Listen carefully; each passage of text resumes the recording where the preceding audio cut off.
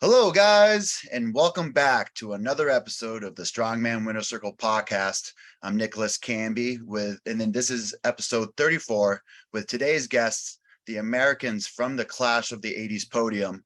We have Robert Hughes and CJ Krause. And for you guys that don't know Robert and CJ, I'll start with Robert first. So Robert finished second in the first Clash of the 80s. He's also a USS National Champion at the 82.5 kilogram class back in 2021. And he's also a two-time World's Strongest Man 80 kilo finalist. Also, we have CJ, who's also known as the Giant Slayer. He finished third in the first ever Clash of the 80s. He's currently the 80 kilogram American record holder in the deadlift. He took third at nationals at the 80 kilogram class in the Strongman Corp Nationals back in 2019. And also he is also a finalist in the World's Strongest Man 80 kilo for the OSG Games. So guys, welcome to the show. Thank you for coming on. Thanks for having us. Here.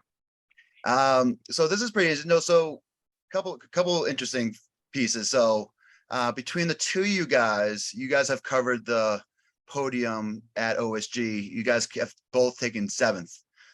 So you guys covered the last three sevenths recently. So I thought that was pretty interesting. So 2018, 2019, 2021. But is this the first time you guys competed against each other? I believe so. I think it's the only time we've been head to head. Yeah. We've been just at different competitions every time, but we've always been the same wavelengths. Okay, all right. So yeah, it was cool to see a nice little battle. So I kind of smell a rivalry for years to come. But yeah, let's just get right into it. We'll talk about Clash on the Rockies. We'll talk about the prep in the contest, and you guys can kind of go down the list in terms of what went according to plan and what didn't. So yeah, let's start with Mr. Robert. All right. Expectations. I mean, as far as the training and whatnot, and I guess how it kind of ended up going, phenomenal. It was basically something that I kind of pre-look at the events. I'm sure we all do some version of it, just saying, hey, here's my weak points, here's my strengths. This is where I take all 14 in this case. And I just said, okay, head to head, where am I thinking I'm going to be slotted at pretty much in each of these events? And I got to say, I had a pretty stellar day. Some of my predictions were pretty close. I don't think there was anything that I did worse than what I expected to do. I definitely improved and did better than I thought I would on things, especially moving events like yoke. I figured I was going to be last. My worst event, honestly. Yoke sucks. I hate yoke. Sandbags ain't bad. I'm pretty good on the sandbag carry portion. So at best, I was hoping I could get a 25-second yoke carry and then just try to really make up time or something on the sandbags. And it obviously went a little better that time.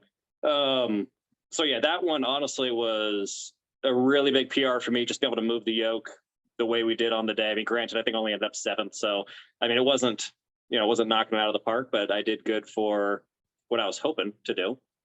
And yeah, as far as the max axle on the day, it just was not there. Going into it, I think at best in training, I was only hitting 305 or something. Oh, 302. I had a 302 double, never went heavier than that from the ground. And so on the day to be able to hit a 305 is a little PR, but I'm happy with that one. The 325, I think that we were kind of some talking, and you've probably seen that in the live stream too. There was a little bit of a pause in between as far as what was that next attempt going to be after the 305.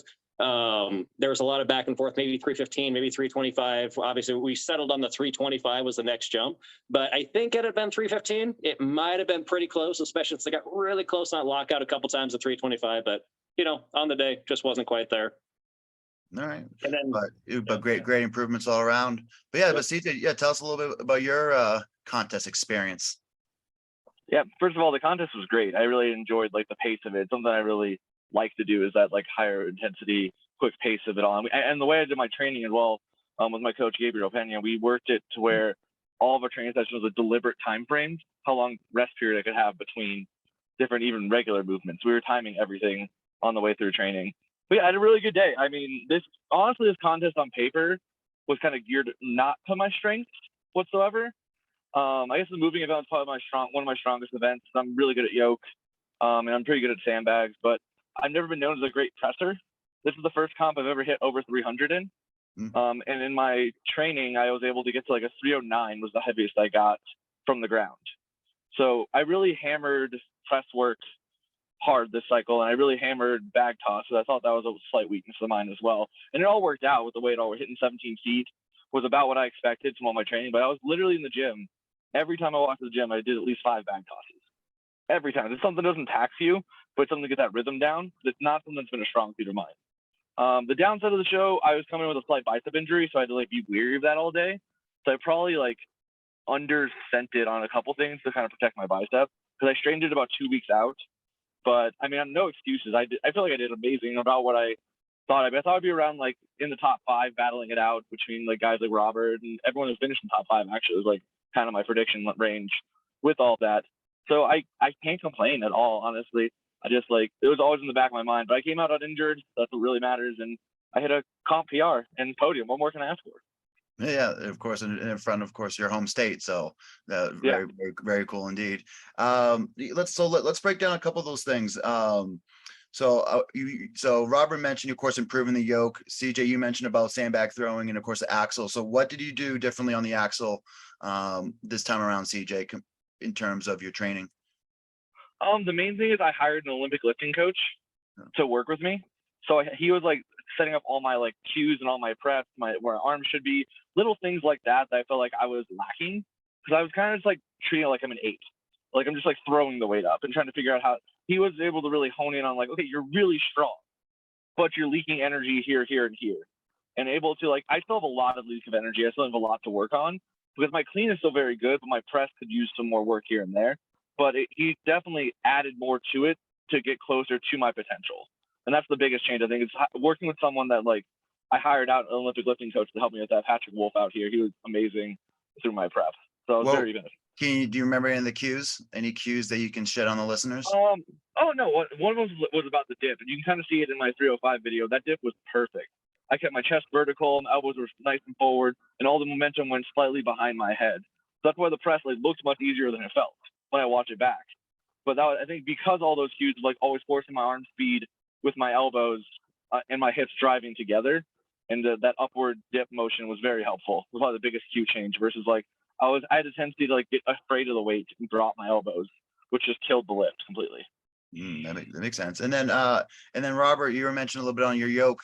Of course, you improved your yoke. There's still room for improvement, but what do you do differently going into this prep? I actually not a lot. I think it was honestly just the mindset and how my body was feeling on the day. I honestly, as soon as we did that yoke afterwards, I went and talked to the other guys. I'm like, was that 650? That was not 650. That was like maybe 585. No chance that was a 650 yoke. And I wasn't exactly, I was kind of counting the math on the plates and stuff. I'm like, I guess it's there. I don't know how much the yoke was empty. So, I trust them though. I mean, they're obviously, Clash is pretty good about making sure all that stuff is spec. So, so honestly, just on the day, the prep, I think we did a lot of static bracing holds and whatnot like that, because I did have a number of different injuries I kind of went into through this last 6 months, whether it be ankle, glute, I mean, you name it. It seems like there was a bunch of things, one thing after the next. I mean, but when I came in at Clash, I was feeling 100%. And so, it was just a couple setbacks here and there, which kind of prevented us from really being able to move the yoke a whole bunch in training. In fact, I think we only did near comp weight, actually never touched comp weight in training, maybe 85%, something like that, 90%. And just kind of working on a little bit of speed, transition, hit the sandbags, that kind of stuff. And so it's actually a great point, though, on the axle. They mentioned that, CJ. Same thing. My coach has actually come from that Ollie background. And so totally all those same cues that you were just mentioning, they are phenomenal. If you look back at any of my videos from pre-December, pretty much, my positioning was horrible. Like my setup is like on a push press, but I'm power or, push jerking it or something.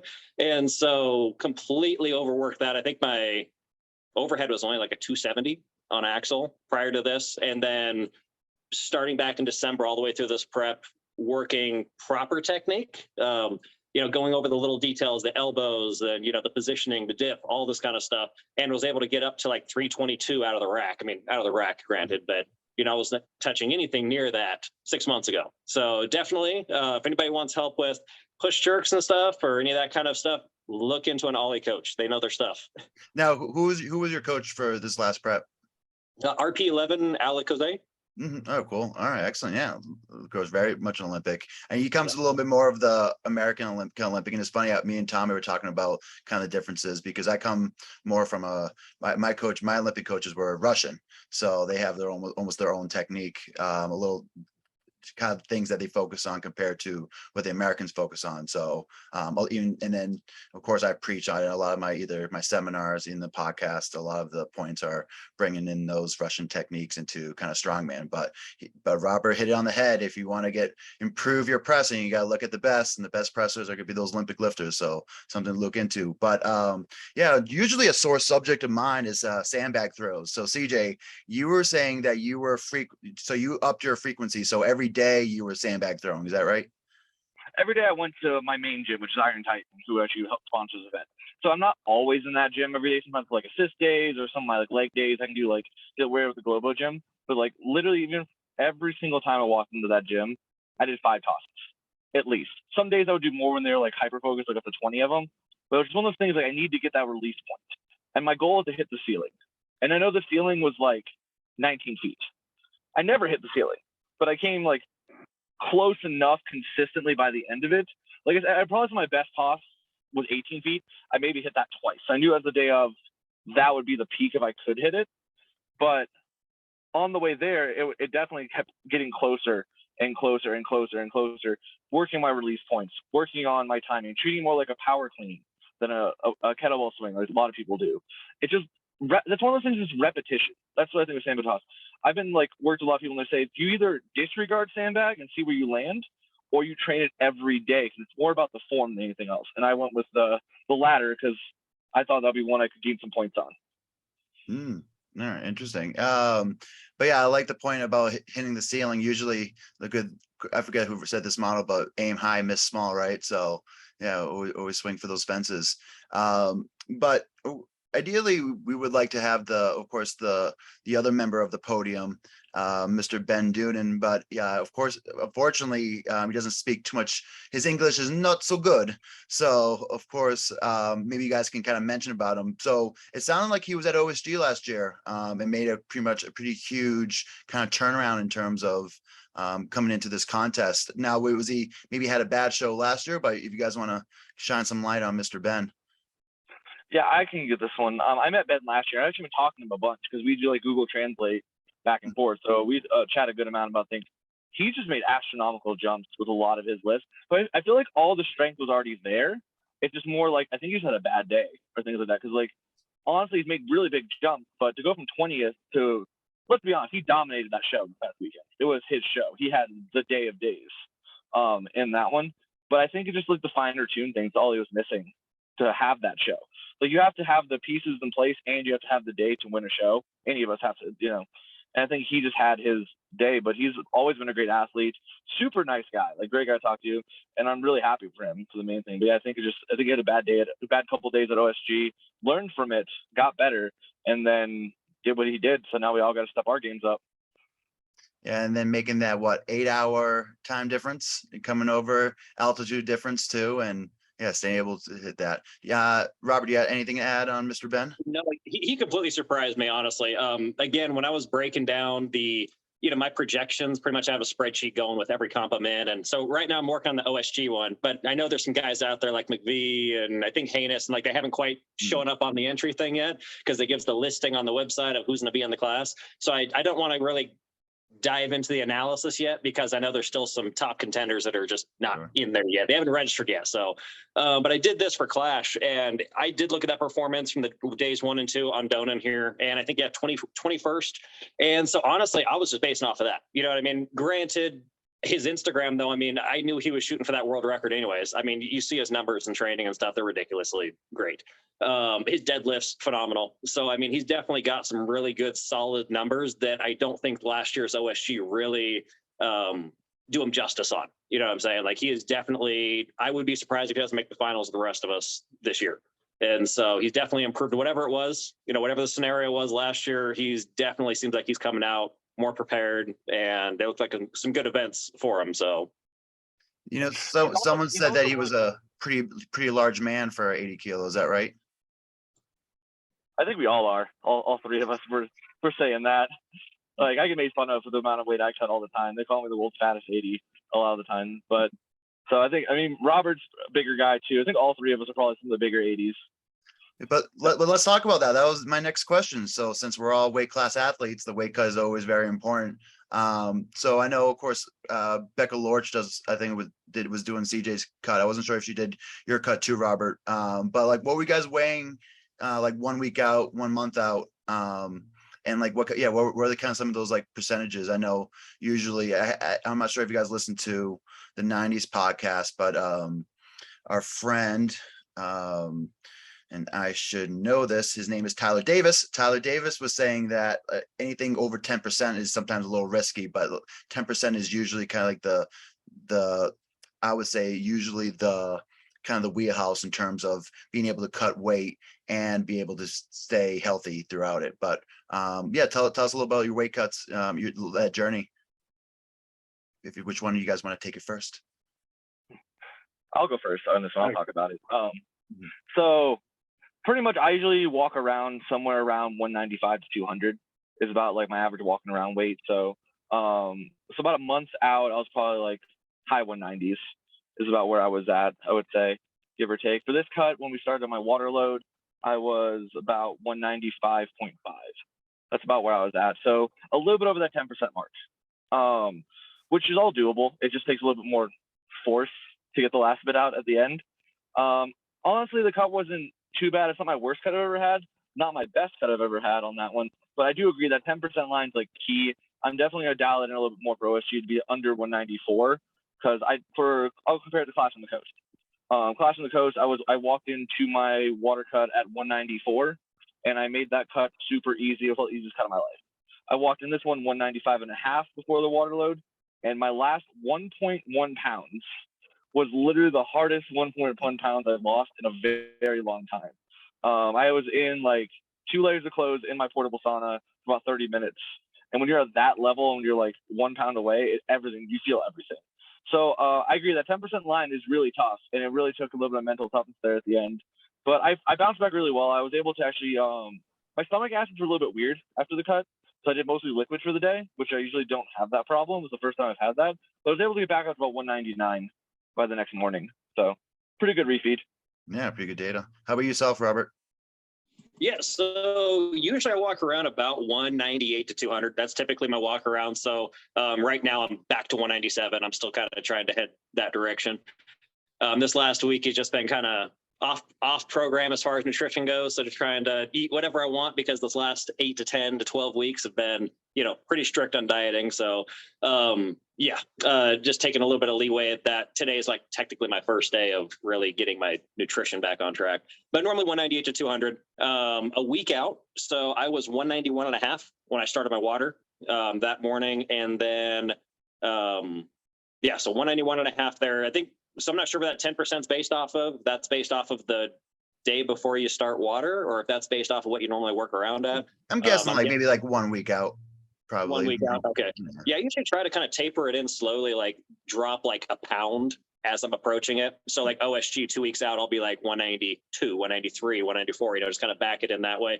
And normally it kind of helps me with, I'll be doing cardio and stuff anyways, especially those last several weeks. So it's pretty easy to kind of drop that extra little bit. But yeah. And then on the refeed, I think after I went and did that one on comp day, I was about 195. So one of the biggest things was just the altitude and stuff. It was just crazy over in Denver for me, performance wise, I felt okay, but I think there were some details that it kind of went in there and it definitely messed with some stuff, recovery wise, which kind of wasn't as recovered I'd like to be. And so I wanted to kind of push the refeed a little quicker than I normally would to try to get everything in so I could try to get to sleep the next day or that night so I can get some sleep for the comp. It was just crazy. And it was just all elevation based. I've got like an app, the Whoop app thing, kind of measures my heart rate and stuff. And I never went the entire weekend since I landed on Wednesday until I left Denver. I never went below 80. And we're talking like when I was sleeping in the middle of the night, 3 o'clock in the morning, like everything, I just maintained. And I'm normally like a 55 or 60. And so, that was a good 20 to 25 beats higher just because, trying to get the oxygen and, Denver and whatnot. So that kind of interfered with the refeed and the comp and the cut a little bit, but those are factors I'm not going to have over at OSG. So I'll be even a little better on that one. It's good. But yeah, the whoop strap it's key for, I don't know if it's really showing up here, but our Spotify and Apple podcast listeners can't see it, but the whoop strap is pretty cool, especially for that heart rate monitoring. So after the contest, any suggestions to other athletes for competing in a fast paced show like this? Work on your cardio. That's the best thing. I'm a big proprietor on like doing cardio a lot. I do a lot more cardio than most people most strongmen do on that. I would just say, and a big proponent I would say is, again, timing your rests, because you're not going to get as much as you're normally done. So if you ever get invited to a class show or you plan on doing a class qualifier, be prepared to not watch anybody else. You have no time to. So you just play the game and you just like do the best you can. And the second you're done, go warm up for the next event or go relax or go grab some. I had some watermelon I was eating in between events. I mean, that was a big helper for me. Something light, something still high water density, but still a little bit of sugar. That was kind of my fuel for the day. So that's all I could really get in between events. But that's my advice is like have something ready for you that's like quick, but you might not be able to get your like normal like sandwiches in between events. Sit down and enjoy that. Just have something ready and just, again, that cardio is key, and time your rest. Yeah, cool. How about yourself, Robert? Yeah, absolutely. Conditioning, I think, is going to be, or cardio. Never could figure out what the difference in cardio and conditioning, but whatever. I'm not fair enough. So basically, I mean, definitely just being able to just go. I mean, kind of maintain that higher pace. I'll be honest, I felt good. I did the thing over at USS Nationals in 21, and we ran the whole comp, I think, about 3 hours, just because the way they split it up that year. And so it was very similar to that one. And honestly, it's just phenomenal. I mean, I love that style of format with it just going really quick. And you could definitely tell looking around some of the guys that were like, okay, yeah, they're gassed. You know what I'm saying? Versus, I mean, the one thing I think that I was really kind of sucking wind was after the yoke sandbag medley. On that one, I had a bunch of like that oxygen stuff. You can go and kind of like take supplemental oxygen and whatnot. As soon as I got done with that yoke sandbag, I went around the curtain and I was just like sucking on that thing for like almost a minute, off and on. And honestly, I kind of had to make a mental decision. You know, it was like, okay, I'm feeling tired. I'm exhausted. So I'm either going to commit to this and I'm going to lay down and I'm just going to try to rest here when really I should be getting ready for deadlift. Or I'm just going to get the hell up, get my shoes changed and shit, get over there and get ready for deadlifts and warm up.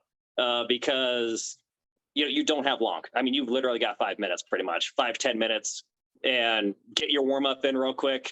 If there is a warm up, I think my warm up for car deadlift was an axle that was already loaded in the back and it had like 200 pounds on it. I'm like, cool, let's pull this for a couple. Okay, hey, I'm up. Oh, I got to run.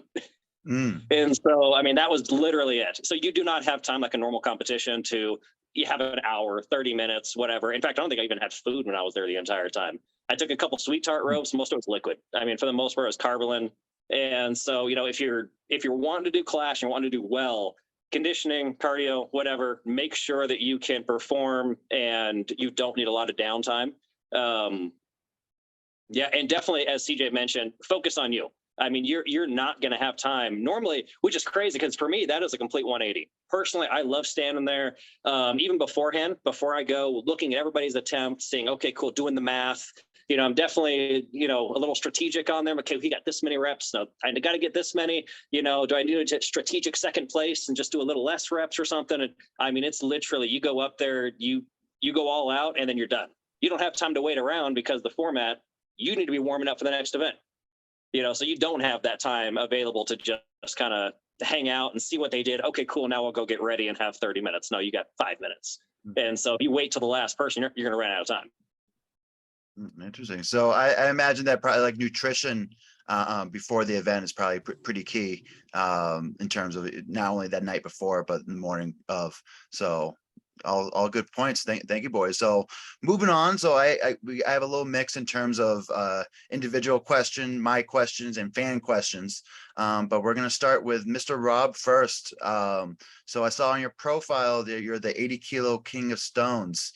First of all, why is that, and what do you contribute? What do you contribute that towards? Like, is it your training, your technique, or something else?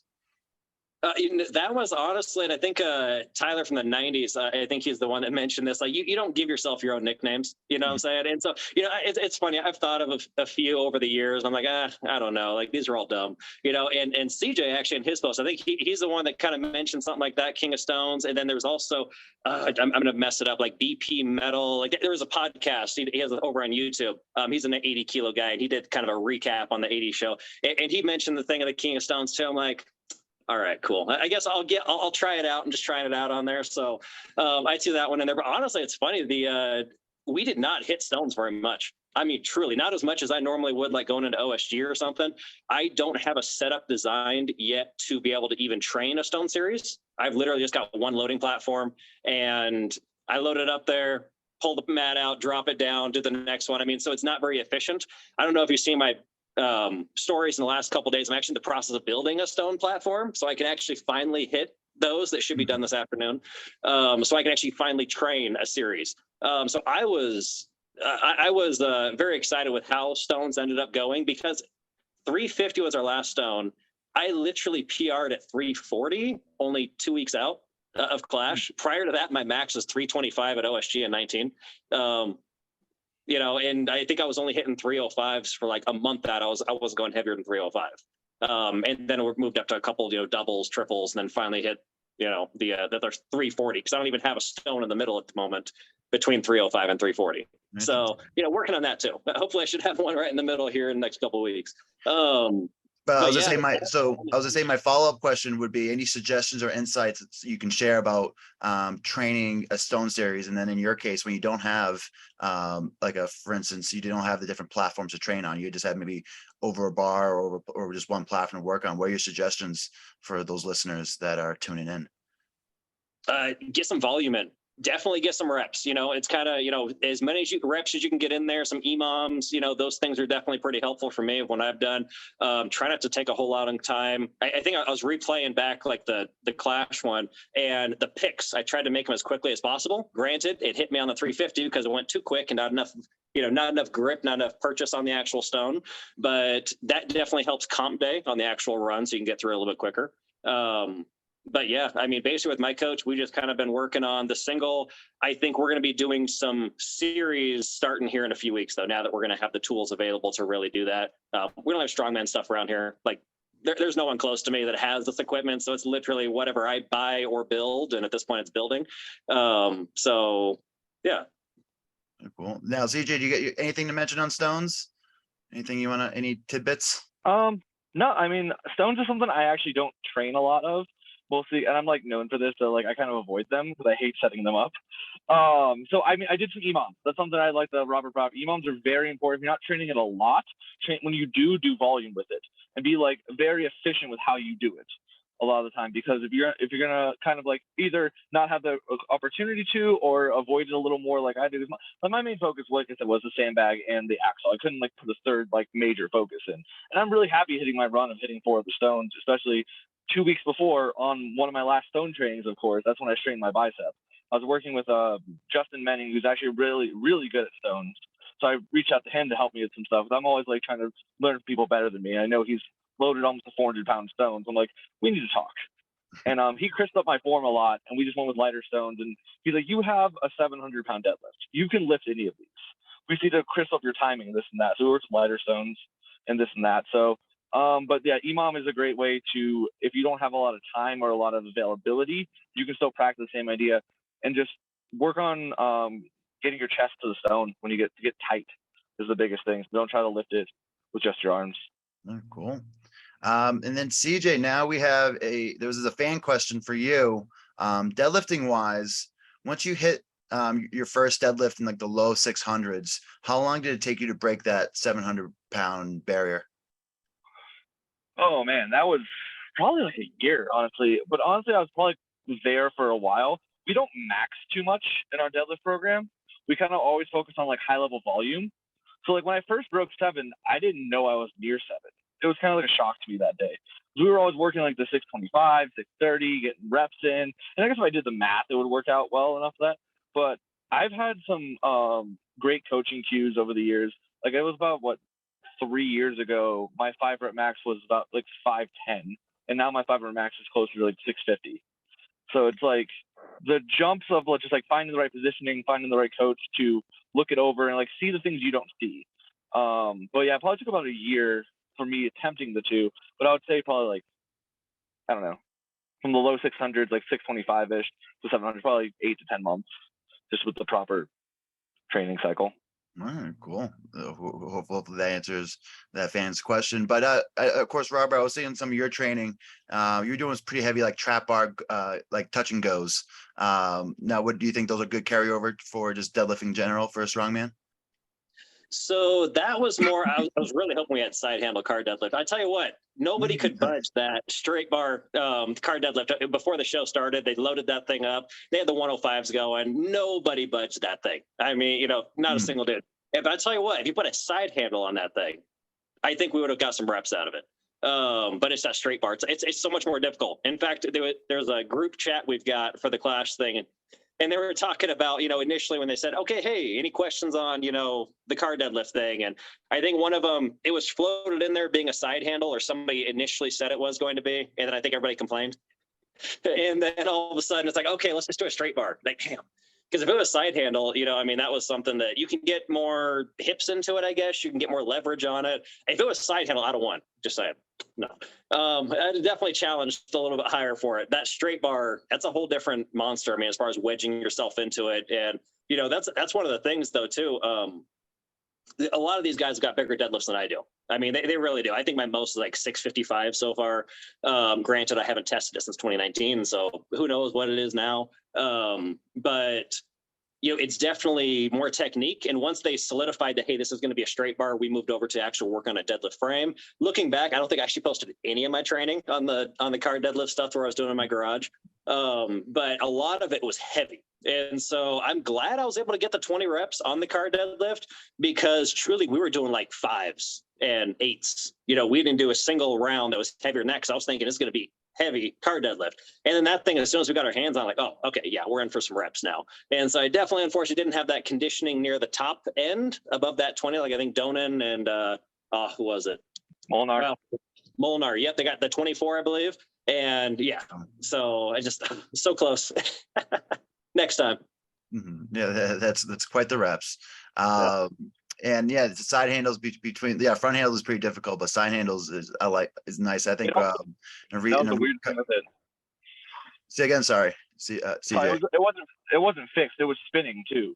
I'm like halfway through my lifts, one of my straps started spinning. Oh, so interesting. So and I wasn't ready for that, so that kind of slowed me down on a couple of them. So I would have locked in a little deeper if I would have noticed, because we didn't get a chance to touch it. But we walked to that bar and we're like, this is what we're lifting on. So I thought it was gonna be a fixed bar, and that like messed me up a little bit. Probably cost me like a rep or two. By the way, it just like I had to readjust. Was it spin? I didn't actually notice. I was using figure 8s, so I guess that's. Well, so did I, but I think there was a little bit too loose. So okay. Like when I had to stop, I noticed my right hand like started like pulling weird. I felt in my wrist, and I was like, I don't know. I'm very mental when it comes to my lifts. So like I tape my wrists before I deadlift. So I don't feel the strap digging into them. Little things like, cause if I feel anything and takes me on mentally, it's just like a slip. So I try to alleviate all of that. So it could have been a knee problem too. But I noticed it was spinning whenever I was trapping in. I'm like, this is gonna be fun. And then like I think it was rep like 14 or something like that. I felt it like pull my wrist, and it just like that was a rough one for me. It's interesting because I always mention always know your surfaces in some of the talks and seminars I have. So knowing if something's spun or not would be pretty interesting factor as well. But yeah, all good points, guys. So this is a good question. I'm kind of combining two questions into kind of one or two-parter. So you guys might have heard this on the podcast if you guys have tuned in. But the first part of the question is, how many contests have you competed in up to this point? And then the second part of the question is, when did you realize your potential in the sport? So yeah, let's start with Robert. So how many competitions have you done thus far? Oh man, not a ton.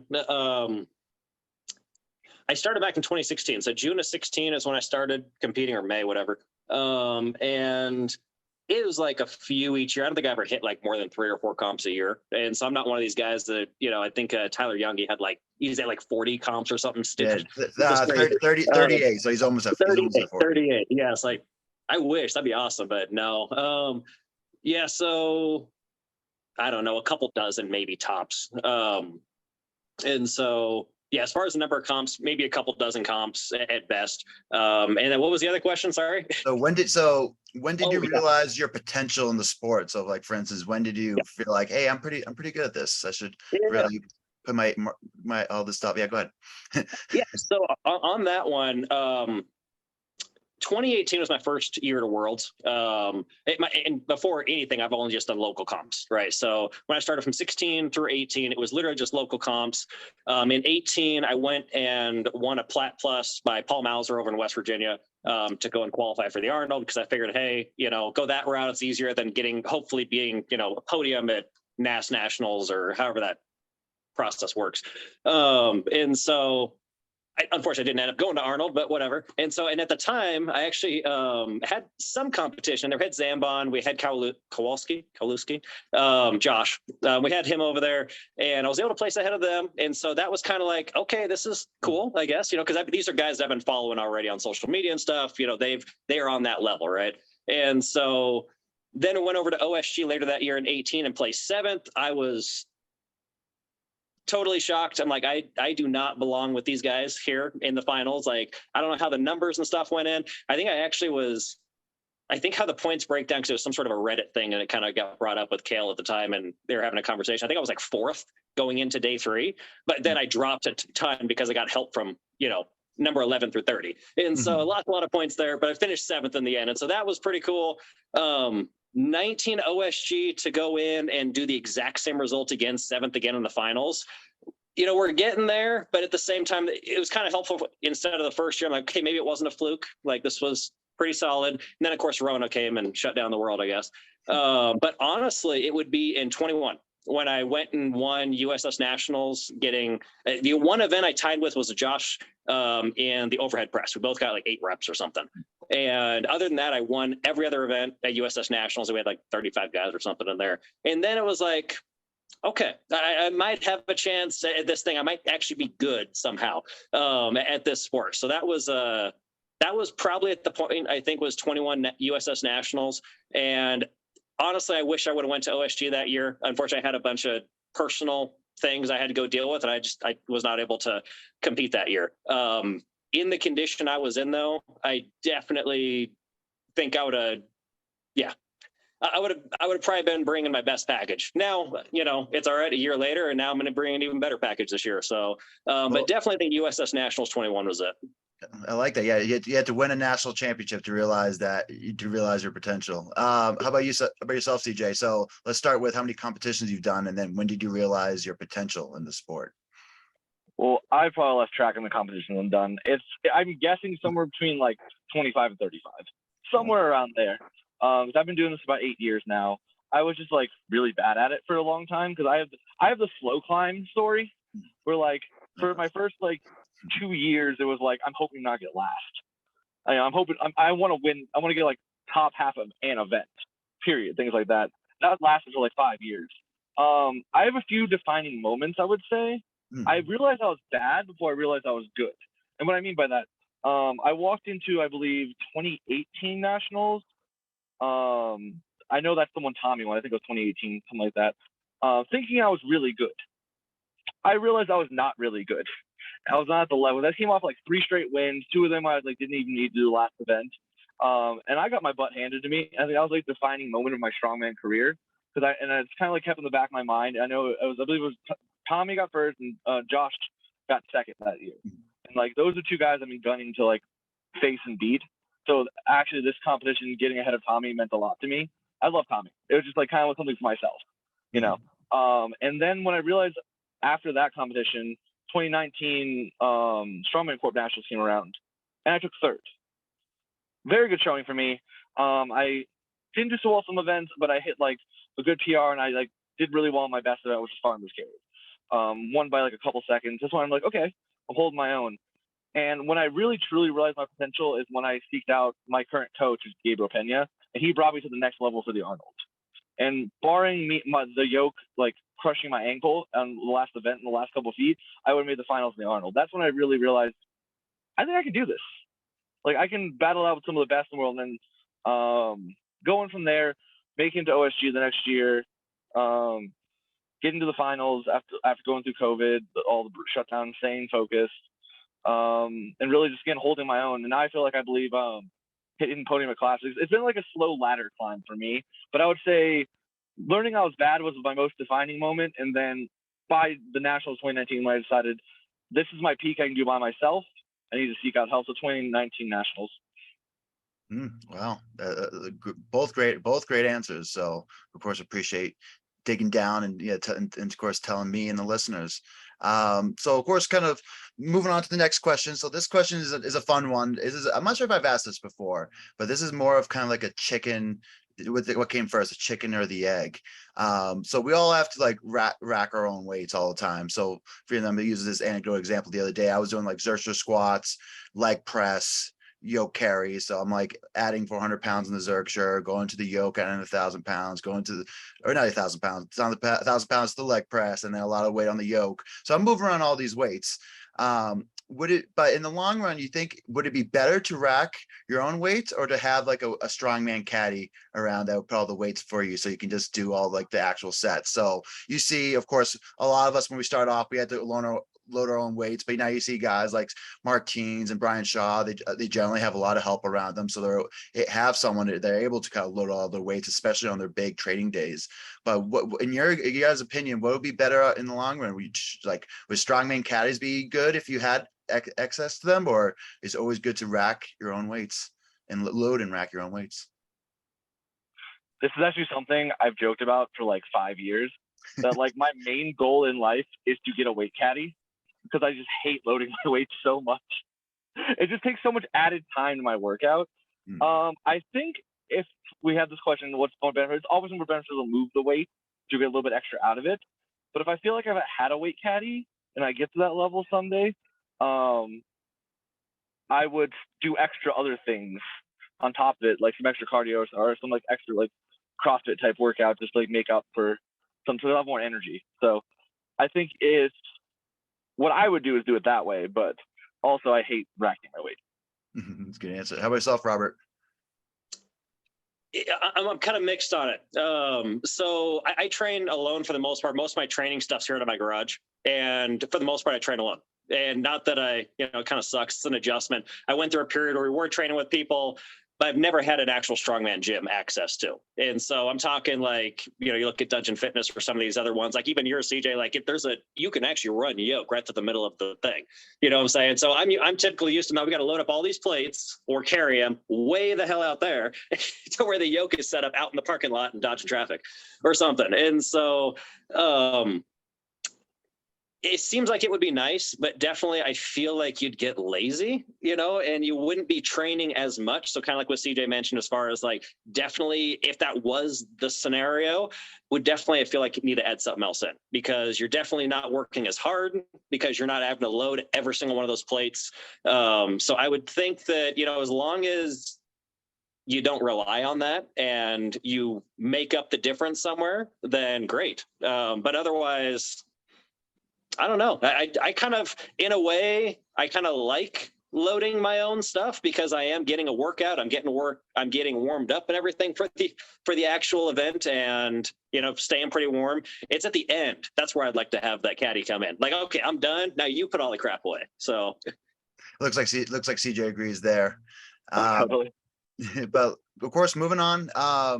In your guys' opinion, what is an overlooked aspect of strongman? So for instance, when we talk about what makes a great strongman, sometimes it's mentally, sometimes physically, sometimes how they deal under heavy pressure. But in your guys' opinion, somewhere in one of those 10 or 20 aspects of what makes a good strongman, what's something that gets overlooked by especially like young competitors? Patience. Sure. Talk about it. No, I think everybody out there just wants to go and, try to increase their PRs. I mean, to the point where they're training horribly even. They're trying to PR every single week on every single lift, and they just not realizing it takes time to get to this level. It really does. I mean, if your goal is just to stay at a local level, cool. You do whatever you want, and you just show up on the day, don't have a properly organized plan, and just, go all out and see what's there. But truly to get to the top level for most people, granted, I mean, sure, there's some phenoms out there that, Pangana band for one, you just, first year, second year, and you're winning worlds. Like, all right, man, that's awesome.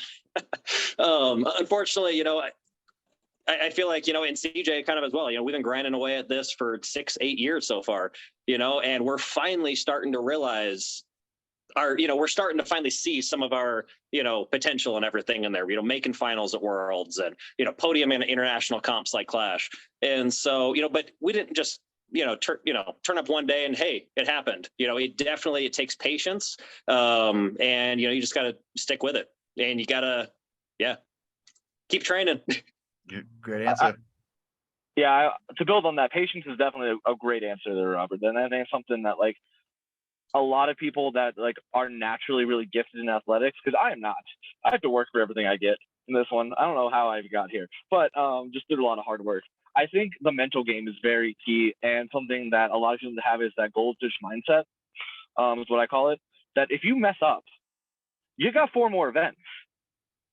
All you can do is try to get better at it. So like, ideally, don't mess up. But if you do and you keep dwelling on it, your days just can't get worse. And like, I've had days where like I've messed up an event and I've clawed my way back to a podium and things like that. I think those like define you more as an athlete, or how you respond to that, A, in the moment, or B, after in reflection. And then that's what makes you a better athlete throughout.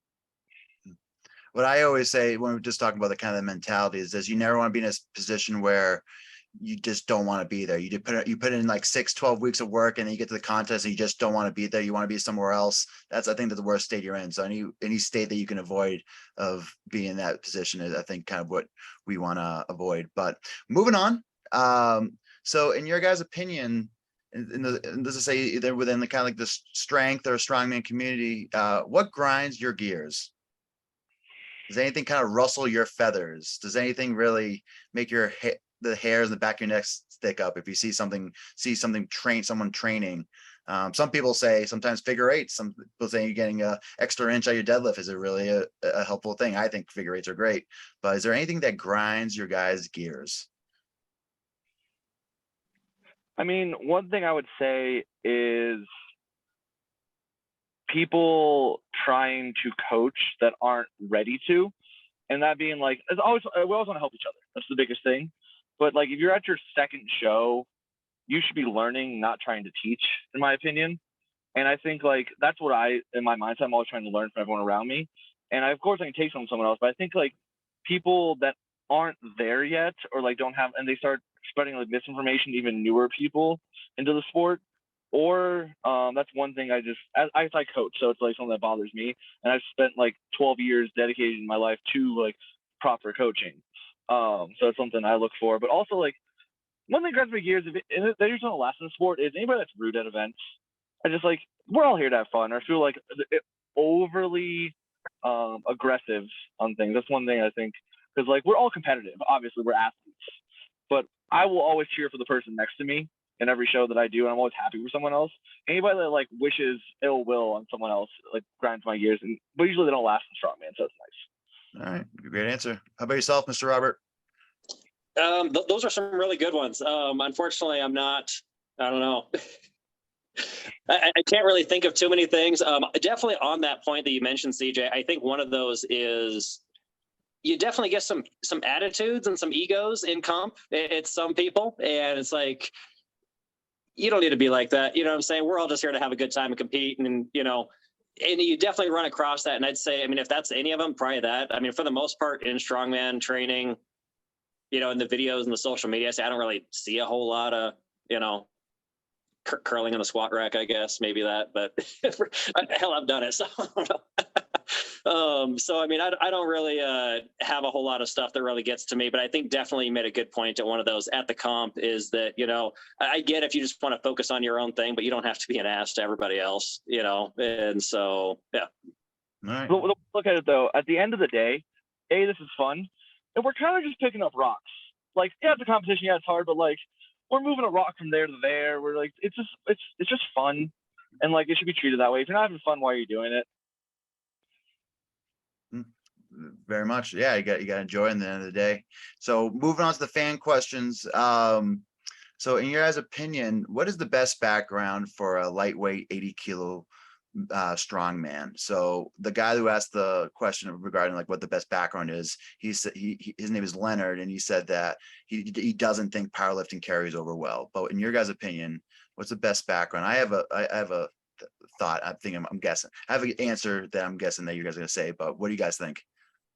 The I best mean, there's a few that carry over well, in my opinion. I think Olympic lifting is very important to have. I wish I had more of it because of the way how technical the weights need to move if you're a lighter athlete. Any kind of sport that makes you like, I have a rugby background. That's why I played semi-professionally. So like that has carried over really well. It's really explosive in the way you do the sport. So like sports background in general. I do agree powerlifting has good at a couple events, but doesn't carry over well to moving. I see powerlifters like look like they're walking through mud every time they get under a yoke. But it doesn't mean you're not good at the other events. Like you'll win a good amount of the deadlift and the overheads and things like that because you're static strength. But I think Olympic lifting or any kind of sports background, like rugby, football, things like that, that are like very explosive is really helpful, especially the cardiovascular aspect. Excellent. Anything to add, Rob? Yeah, absolutely. I think that it's funny you mentioned the powerlifting things. That's what I came from. And ironically, I'm really shitty at, moving events. I'm not the best, but definitely like my static strength is there because I started back when I was like 12. And then off and on through the years, just doing powerlifting and stuff. And I wish in hindsight that I would have done the CrossFit. CrossFit, I mean, I think Nick O'Hare comes from that background. And I mean, look at him. I mean, it's just ridiculous. The conditioning for some of these events and stuff, you need it, just to be able to last a minute, 90 seconds, 75, whatever it is. And even in the class structure, to be able to hit one event to the next without just completely being gassed. So I think CrossFit is great. Ollie, absolutely, for the explosiveness. Rugby is a really good point. Powerlifting, to a degree, I think it is helpful, but only to a certain point. I mean, it's good because you're working on like a newbie. I mean, really, you've got to build a base of strength, because strongman, while, you could say it's for everybody, right? It is something that does have a barrier of entry. You need to have a base of strength to be able to be competitive, even at the novice level. You have to be strong in order to compete in strongman. So, weightlifting, powerlifting, any one of those, weightlifting probably a little better because you can be more explosive as well as developing strength. But yeah. All right. Great answers. So hopefully that helps with, of course, Leonard's question. So this question is from my buddy William. When traveling for a competition, Airbnb or a hotel? I know, let's just say in ideal situation. So sometimes you're stuck with the hotel or you're stuck with an Airbnb. Heck, if you're traveling overseas and you're a remote destination, you get what you get. So what do you guys think in an ideal situation? Well, if I'm going solo, I like my hotels. So it's a little more intimate. It's a little nice to have. If I have a group I'm going with, it's always the Airbnb. So it's just nice to have that. I'm pretty neutral though, in all honesty. As long as there's a tub, that's what I care about the most. And as long as there's hot water, two things. That's why, honestly, because I've ran into so many situations with that, that's why I bought a portable sauna. Like one of my carry-ons is always a portable sauna, so I can get away with it. But yeah, usually I look for whichever one with a tub and decent travel distance and close enough to some store. I'm good with either. Cool. Robert, anything to add? Yeah, the number one thing I look for when I'm traveling to a comp is literally Airbnb, hotel, otherwise, is the bathroom configuration. I've had so many hotels, or I actually had some that I was planning on cutting and didn't realize till I checked in, went up to the room, like, this is a shower. Where's the tub? Where am I going to lose my weight? And so I had to literally like go find another room. And they had to switch it around and everything because, I mean, truly, I mean, that's, as people say, it's the first event. Making weight's the first event in weight class strongman, especially at this level. And so that truly is something that kind of determines where I stay. Now, granted, I've never done an Airbnb for a competition specifically. OSG, I believe the plan is actually we're going to do that with kind of a group of people that are going this year. But normally I'll just do the hotel, especially because that unlimited hot water supply. I mean, you really can't beat that. Unless you guys drain it like you did the last one. What's that? Unless you guys drain it like you did the last one at Clash. I heard you guys had some hot water issues. Oh man, everybody was complaining about that. Actually, like I found a way. I don't know if you've seen the pictures, whatever. I tried to find a way of like getting like a plastic tarp thing to keep all the heat in the tub as much as I could, but it worked out pretty good. But yeah, I mean, that was kind of crazy. Granted, the hotel, this is the first time I stayed at one. It was really more of like a fourplex or something, however that was. So like a townhouse, but it was also a hotel. So I don't know, it's kind of different. So it almost was like an Airbnb. But normally hotels, 200-room hotels or something, they had massive water heaters and stuff. So I've never run out of hot water in those situations, but a lot of guys are running out of water in the middle of their cut at, midnight or something and still having more to cut. So, anyways, but yeah, normally it's been hotels for me, but really just that water, the tub, or, the situation on being able to make weight. So that's what kind of dictates it. All right. So yeah, I'm in the same boat. I'm right now trying to book for America's Strongest Man. I'm looking at hotels. I'm looking at Airbnbs, and I was checking out the tubs, but also was checking out the kitchen. So I'm thinking about kind of cooking more food this time around. So I think I'm trying to utilize the kitchen there. So seeing what has a kitchen, what has a bathtub, and then what's close to the venue. So this next fan question is by a strong woman that squats, and her name is Kim, and she asks, who drinks more lady drinks, CJ or Rob? Probably me. Lady drinks? What is that? They probably like sexes on the beaches, probably the more sweeter tasting drinks. That's most likely me. If you beat me, Rob, I'll be impressed. So that's like pinky drinks are like my go-to. They're my exclusive. Like I don't do any of the hard. Like I'm exclusively like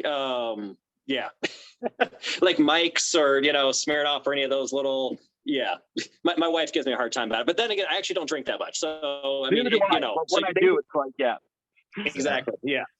So I imagine, my answer or my guess was going to be probably CJ, just because Kim is from, of course, the Denver area. So I imagine that question more towards him. But question for Rob.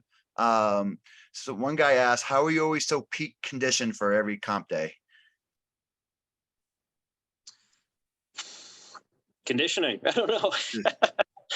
Just I mean, honestly, I really kind of make it a point to overthink all the events, be completely prepared.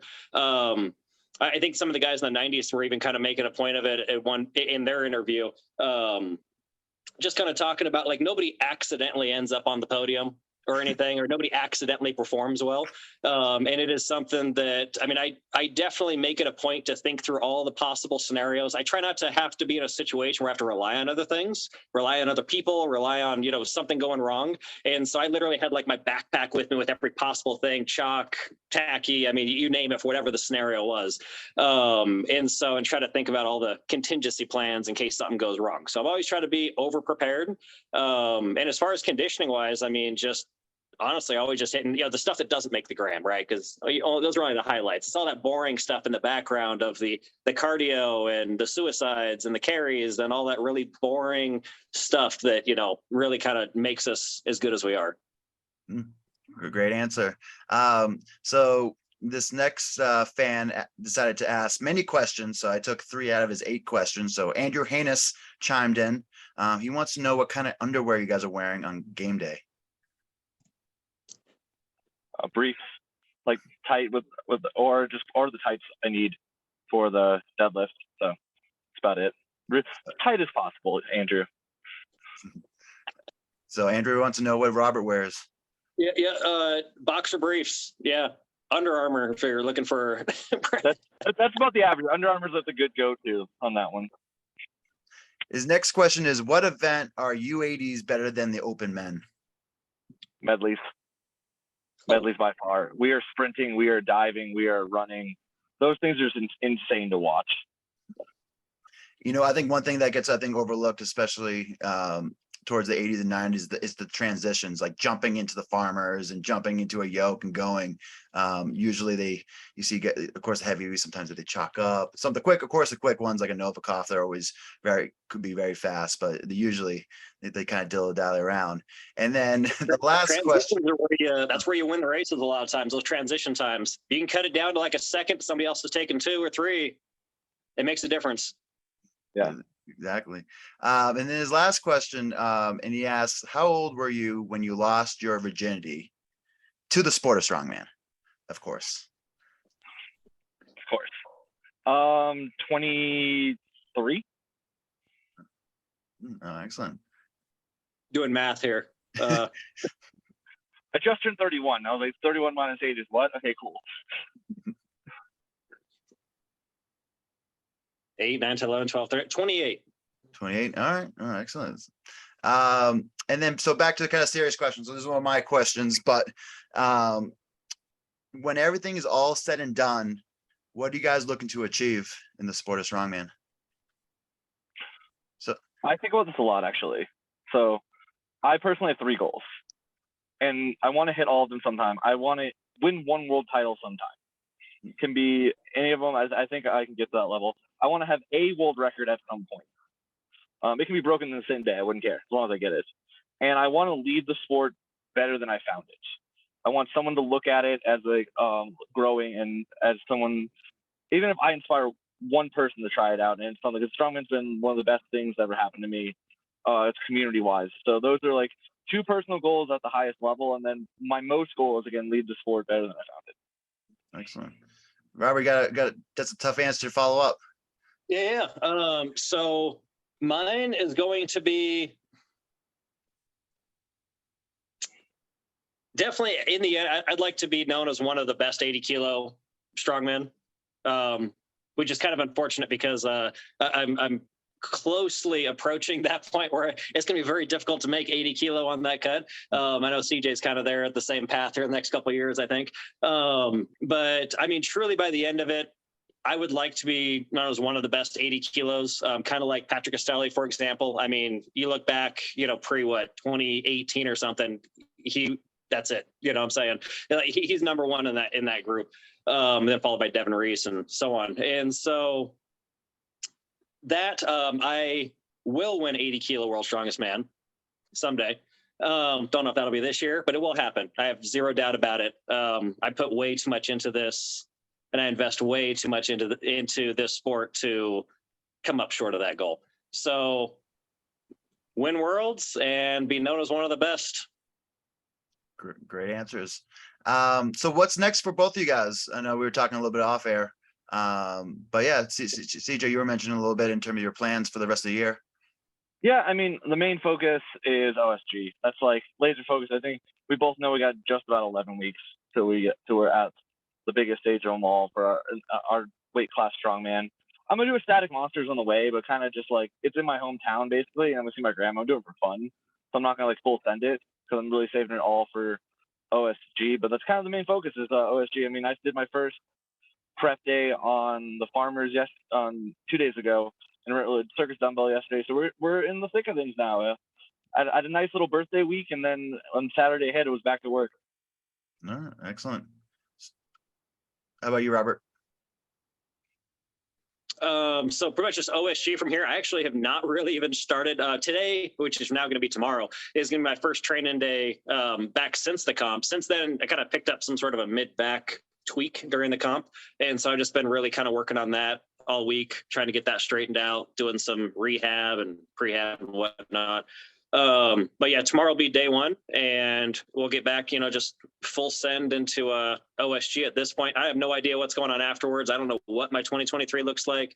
I don't know how the Clash thing works as far as the qualifiers. I know Anthony doesn't like the whole carryover thing, like they do it over at OSG. So I'm guessing I'll probably have to qualify again. And, but I mean, definitely, if 80 kilo Clash is happening again next year, I would definitely love to go and do that and maybe improve a little bit from my placing this year, and then pretty much just OSG from here. Yeah. All right, excellent. And then if people want to find out more about you guys, where can they follow you? Yeah, you can find me on Instagram at the Giant Slayer Krause, all underscores underneath. I post a decent amount, but I'm always my DMs are always open if you have any questions. I think I'm a pretty approachable guy. Any way I can help you guys, reach out. And then Mr. Robert? Yeah, Instagram's pretty much the only place. It's funny, I get a bunch of people that friend request me on Facebook, but I can't even think of the last time I used Facebook. I mean, it's probably been a couple of years. It's more like the family, and they'll tag me and stuff or something. But for the most part, everything's on Instagram, and so just Strongman Hughes. So yep, just at Strongman Hughes on Instagram, and yeah, it's basically about it. Yeah, one day you're gonna have to battle Dan Hughes for the strongest Hughes. in the world. So I know Dan's like, oh, there's all the strongman Hughes. Come on, he's making me look bad. But I'm gonna go ahead, He should CJ. cut down. They should meet in the 90s. Like Dan should cut down, and then Robert can go up, and then they can battle it out in a 90 kilo battle the Hughes. Valley Hughes. One day.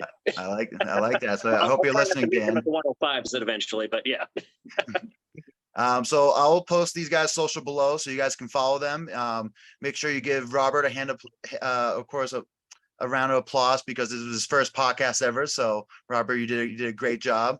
But don't forget to, of course, like, comment, subscribe to the channel, hit the notification bell so you know when the next podcast is coming out. But until next time, guys, thanks for coming on. I look forward to see you guys at OSG. I'm hoping that one of you guys are going to be a world champion. Of course, I know that's what you guys mentioned, but of course, there's going to be a great band of characters at OSG. I feel it's going to be a little, every weight class is going to be a little more stacked. The 80s, the 90s, the 105. So it is going to be a great show. But of course, make sure to kind of tune in for OSG, watch these guys, and until next time, stay strong.